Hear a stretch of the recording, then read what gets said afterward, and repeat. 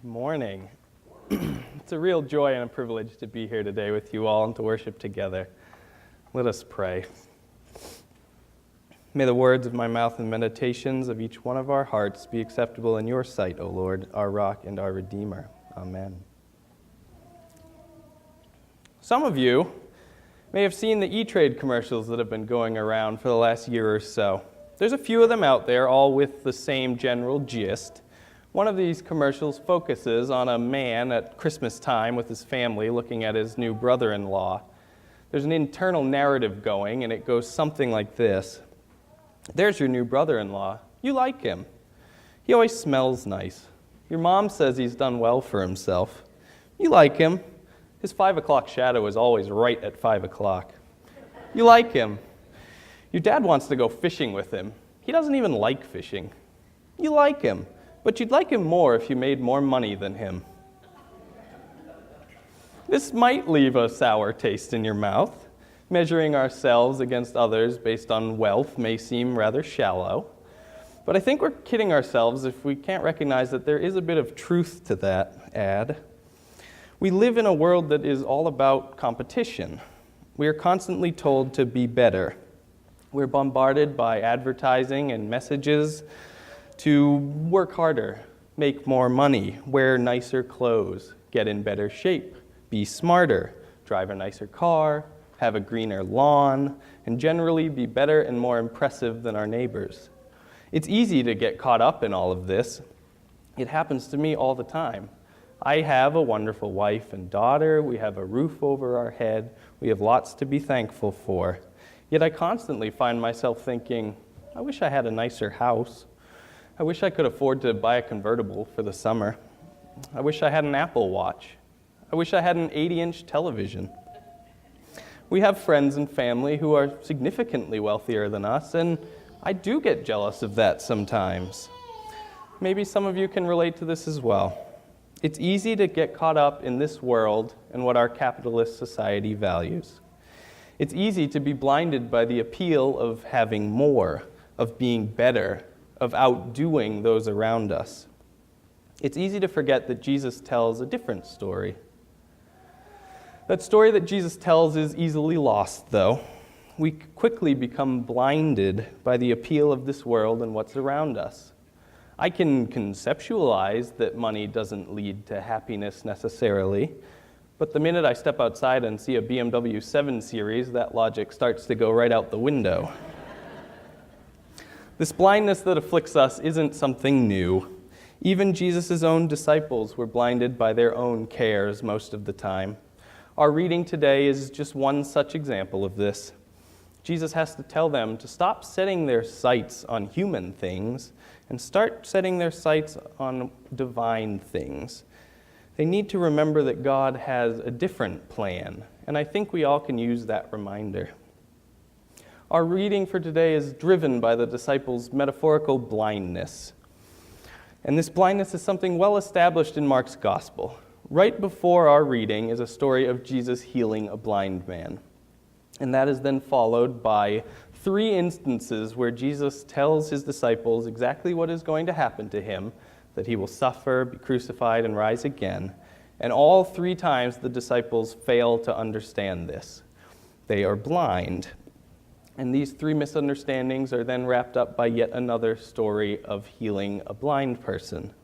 Mark is not particularly subtle in pointing out the disciples' shortcomings. I've always taken some amount of comfort from the disciples, though. Jesus stuck with them, even though they constantly misunderstood and made mistakes. See, in their minds, the Messiah was a figure of power. The Messiah was going to come in and upend the empire, overthrow it, lead them into a better world and a better life. But then there's Jesus telling them that he's going to die, suffer, be crucified. And that's so against what they thought the Messiah would be. I think we can relate to that. In this world where we are encouraged to get ahead, to make more money, to live a more opulent life than others, there's Jesus telling us the exact opposite. as he says to Peter, "You are setting your mind not on divine things, but on human things." After Jesus tells Peter off, he tries to explain his point to those gathered. "If any want to become my followers, let them deny themselves and take up their cross and follow me. For those who want to save their life will lose it, and those who lose their life for my sake and for the sake of the gospel will save it.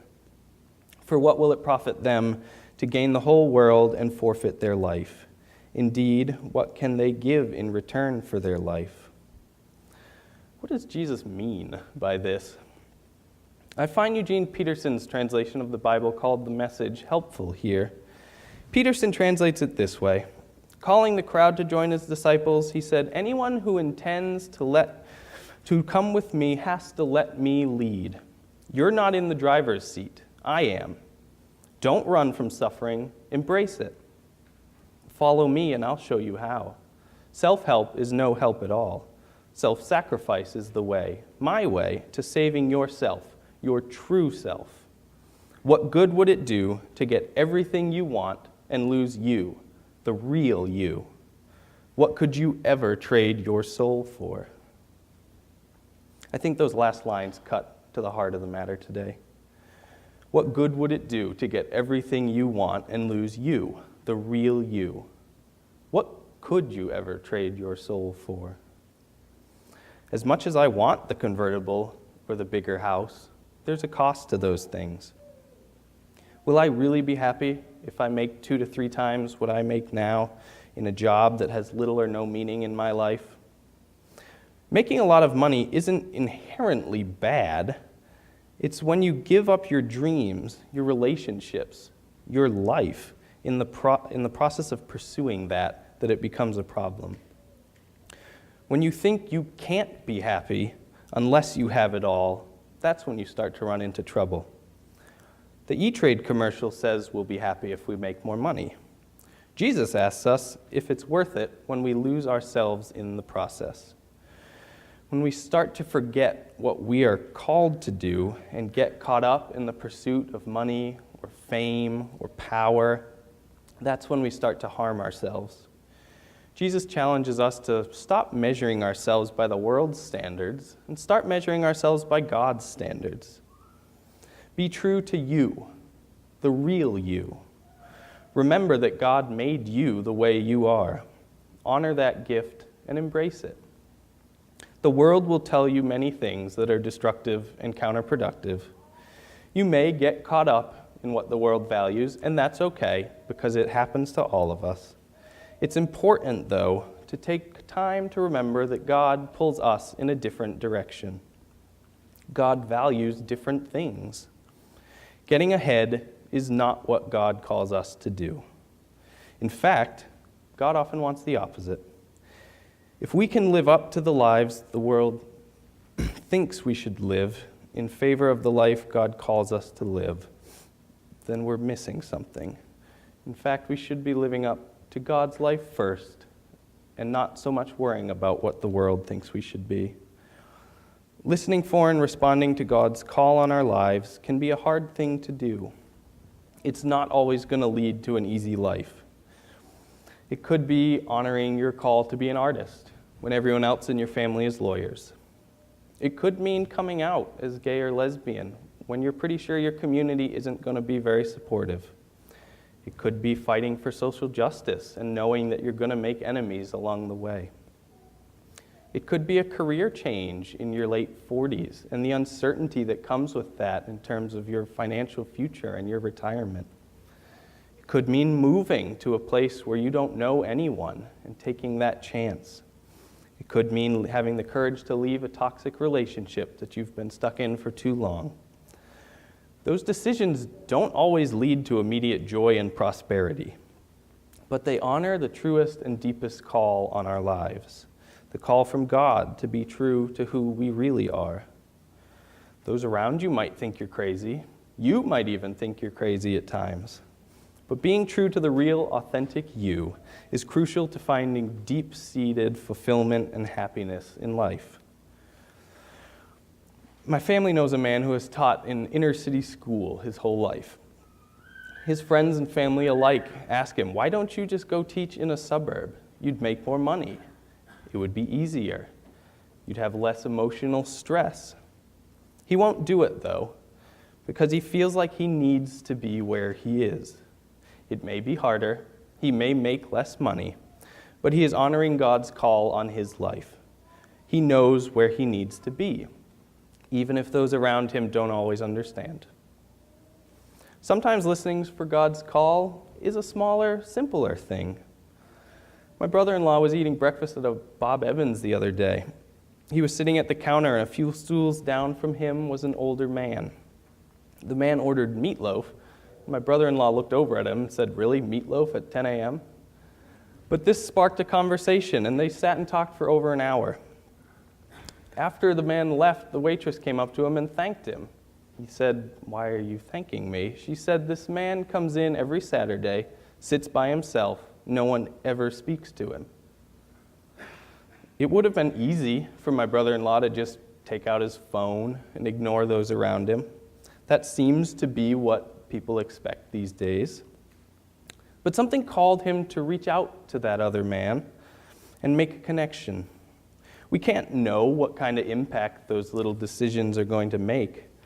But in this case, I'm guessing it was a pretty big one. What we can know is that God was there in that moment, calling these two to be together in community. The E-Trade commercial tells one story, that having more money will make you happy. God tells another story. Remember that you are loved and that you were made to be who you are at your core. You were made in God's image, and that image is one of perfect love. Honor that love by loving yourself and letting who you are shine forth so that others may benefit from that light. Remember that even if the world casts you aside or doesn't understand, God is always there, ready to hold your hand and help you along, always with you to remind you who you really are. Be proud of what you bring to the world, because it is something that no one else can offer. Do not shrink back. Do not be blinded, but let your light shine.